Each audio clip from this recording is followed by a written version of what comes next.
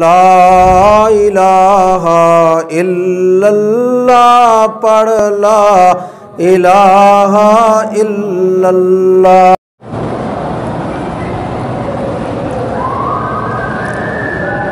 کہتے جی کہ اور حضرت حوا کو بغیر نکاح کے اللہ نے جنت میں ٹھہرا دیا۔ مولوی صاحب نہیں تھے نا نکاح پڑھنے والے، مولوی صاحب ہوتے تو نکاح پڑھتے، رجسٹر بھی نہیں تھا۔ اور بدبخت جب خدا نے کہہ دیا انت و زوجک کا تمہاری بیوی ہے، پھر نکاح کی ضرورت ہے؟ عجیب جاہل آدمی ہے بھائی۔ یہ جو ہمارے نکاح ہیں اللہ کے حکم سے ہیں، اس کے حکم سے اگر ایجاب و قبول سے عورت حلال ہو جاتی ہے، جب وہ حکم دینے والا پیدا کرنے والا کہہ دے تیری بیوی ہے، پھر کس نکاح کی ضرورت ہے جناب؟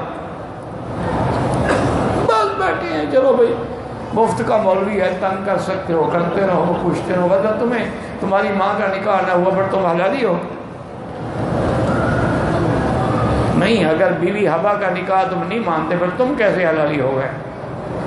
ماں کا نکاح تو صحیح نہ رہا۔ اب بے وقوف آدمی، وہاں آسمانوں میں نکاح کی کیا ضرورت ہے جب اللہ نے خود حکم دے دیا یا آدم اسکن انت و زوجک الجنہ۔ یہی حکمت ہے نا، اللہ نے یہ نہیں کہا انت و حوا، آدم کا اللہ نے نام لیا، حوا کا نام نہیں لیا، زوج تیری بیوی۔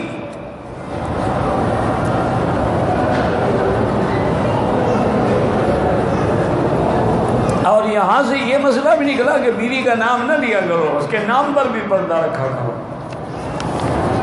ورنہ تم نام لے لو گے نا تو باقی ہسٹری انشاءاللہ وہ نکلوا لیں گے کمپیوٹر سے۔